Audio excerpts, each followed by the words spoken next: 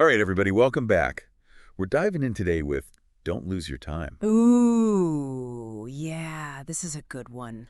This one really hits home, right? It's all about Ahmed Mm-hmm. and kind of his struggles with procrastination. Yeah. And just, I think we all can relate to that a Yeah. little bit. Yeah. Like we have these dreams and these goals, Right. but then, Netflix happens. Exactly. That couch is You comfy. get sucked in, you know? Yeah. And then suddenly it's like, where did the day go? Yeah, where did my $24 go? That's the question. And that is actually a perfect transition Oh, nice. because that's literally what this story uses as like the central, A hook. yeah, The hook. the analogy. The analogy. It's so clever, though. It is so clever. It's like you have $24 every single day, Yep. and it disappears at midnight. No rollover. No rollover, no banks, no nothing. No saving it up. Nope. You got to spend it. You got to spend it. So, like, how would you spend that $24? That's what I want to ask you. Like, if you knew you had $24 that just, like, P.O., gone. Yeah, what would be the first thing you would do? Well, and that's what the story does so well. It, like, forces you to confront that question. Yes. For Ahmed, he's just kind of, like, in this rut, not really using his time wisely. And then he meets this wise old man. The wise old man, yeah. Classic trope. But it works. It totally works. It totally works because who doesn't love a good, wise old man? Exactly. Full of wisdom and advice. Exactly. And he's the one who drops this whole $24 analogy. Yeah, what do you think about Ahmed's initial reaction to the $24 analogy? Like when the old man first presents it to him? I think he's kind of blown away, right? Because it's such a simple concept. Right. But it reframes his whole perspective on time. Yeah, he never really thought about it like that. No, he's been kind of sleepwalking through life, Yeah.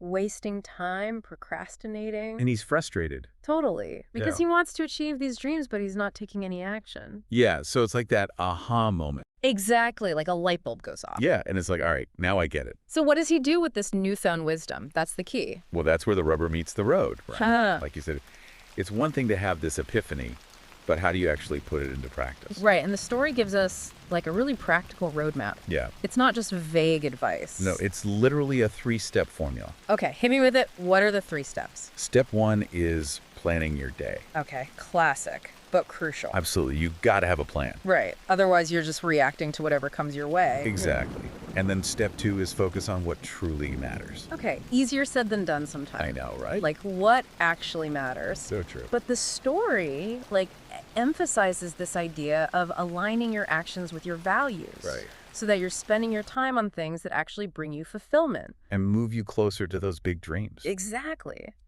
And then the third step, and maybe the hardest one, The dreaded one. the one we all struggle with, cut out the time wasters. Oh, man, that's a tough one. It is, but it's essential, right? Right. Because we all have those things that suck up our time. Oh, yeah, I'm looking at you, social media. The endless scrolling, the mindless clicking. Yeah, but the story reminds us that, like, by eliminating those distractions, That's when you free up your time. yeah, for the things that actually matter. And for Ahmed, it's interesting to see how he starts to apply these steps. Yeah. He doesn't become, like, a productivity guru overnight. No, it's a gradual process. Right. He starts small, Makes little changes to his routine. like cutting back on TV Mhm. and actually using that time to learn about business, Yes, he starts reading books attending workshops. and networking, putting himself out there, even though it's scary at first. And that's where I think the whole idea of luck comes in. Oh, interesting, because at first glance, you might think, well, Ahmed just got lucky. He had this wise old man guiding him. Right. But the story makes it clear that it wasn't just luck. It was about him taking action. Yes. Creating his own opportunities. He didn't just sit around waiting for something to happen. Exactly. Yeah. He put in the effort. And that consistent effort, that's what ultimately led to his success.